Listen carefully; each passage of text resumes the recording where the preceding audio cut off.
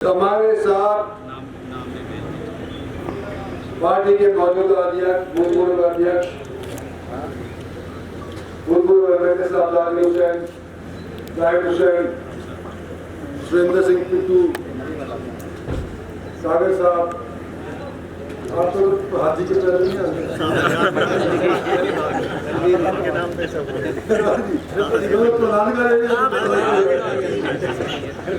और गांव की सभी सम्मानित बुजुर्गों, दोस्तों,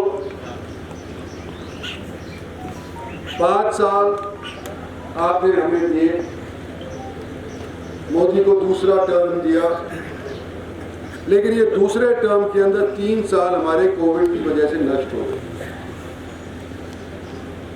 अब हमारा देश आजाद हुए 75 साल हो चुके हैं और इन 75 सालों के अंदर अनेक बार सरकारें बनी हैं जो फुल मेजॉरिटी नहीं हासिल कर पाई, और क्योंकि उनके पास मेजॉरिटी नहीं थी, अनेक दल मिल करके एक सरकार बनाया करते थे। तो कभी कोई लेफ्ट को खींचता था तो कभी दाहिने को खींचता था और पूरे तौर के ऊपर सरकार कार्यरत नहीं रह सकती। कई दशकों के बाद सन 14 में भारतीय जनता पार्टी ने देश के लिए एक बड़ा नेक फैसला लिया। फैसला ये लिया कि नरेंद्र भाई मोदी को हम बतौर प्राइम मिनिस्टर अपनी पार्टी से तजवीज़ करते हैं, और बाकी पर इतिहास है कि नरेंद्र भाई मोदी के नाम के ऊपर वोट सब जगह पड़े और अनेक दशकों के बाद एक पार्टी ऐसी सत्तासीन हुई जिसको फुल मेजॉरिटी देश की जनता ने और 36 बिरादरी ने दिया। और ये 7 साल हमारे अगर कोविड निकाल दे तो देश के निर्माण के अंदर हमने पूरा प्रयास किया है मोदी जी के नेतृत्व के अंदर। और सभी जानते हैं कि अगर कोई देश विकसित होना चाहता है तो उसको इंफ्रास्ट्रक्चर की आवश्यकता होती है, सड़क की होती है, स्कूल की होती है, हाईवेज की होती है, रेलवे की होती है। ये सब बातें भारत सरकार की तरफ से हमने मुहैया करवाने के लिए पूरा जोर लगाया, लेकिन 7 साल काफी नहीं, हमें 5 साल और चाहिए कि जो हमने आज के दिन भारतवर्ष के निर्माण के वास्ते नींव भरी है, इसके ऊपर अगर हम विकसित भारत की ढांचा खड़ा करना चाहते हैं या इमारत खड़ी करना चाहते हैं तो हमें 5 साल और चाहिए। और यहाँ कोई भी होगा, तो 36 बिरादरी के लोग बैठे हुए यहाँ पे, गांव के तो मुझे पता नहीं, लेकिन हमारे सब बिरादरी के साथीगण यहाँ पे हमारे साथ जो आए हैं, कोई भी बच्चा, कोई भी बुजुर्ग, कोई भी नर, कोई भी वीर ये नहीं चाहेगी कि हमारा देश विकसित हो।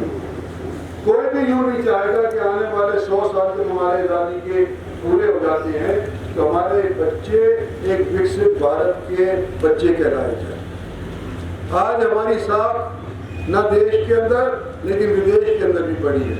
कोविड के बाद आज हमारी दर जीडीपी और अनेक मुल्कों से जो अपने आप को विकसित कहते हैं उनसे अधिक बढ़ी है, लेकिन फिर भी 7 साल के अंदर हम देश का तुरंत परिवर्तन नहीं कर सकते।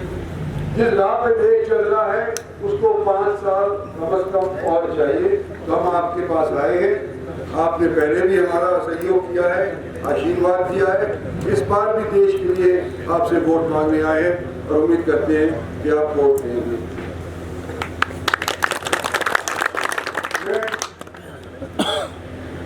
एक चीज और कहना चाहता हूँ कि कई बार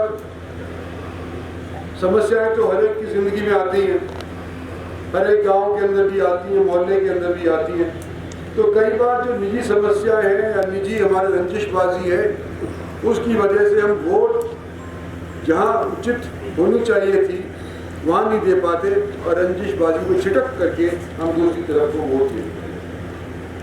मेरा ये सोच है और मैं समझाने की कोशिश आप लोगों को यही कर रहा हूँ, क्योंकि मेरी भी उम्र 74 साल की हो गई है, बाबा तो मेरे से शायद बड़े होंगे लेकिन मैं भी बुजुर्ग की श्रृंखला में आ गया हूँ कि जो हमारी वोट एमएलए के लिए सोच होती है वो हमारी एमपी के लिए भी होनी चाहिए। जो सोच हमारी एमएलए के लिए होती है वो सोच हमारी जिला परिषद के लिए नहीं होनी चाहिए। जो सोच हमारी जिला परिषद की होती है वो ब्लॉक समिति के लिए नहीं होनी चाहिए, और जो ब्लॉक समिति की होती है वो सरपंची के लिए नहीं होनी चाहिए। हर एक के अलग अलग मैदान है, अलग के अलग अलग मुद्दे हैं। तो आज के दिन जब वोट करो तो कृपा करके ये ध्यान करके वोट करियो कि जो देश की निर्माण वास्ते, देश के पार्लियामेंट बनाने वास्ते आज वोट जा रही है। धन्यवाद।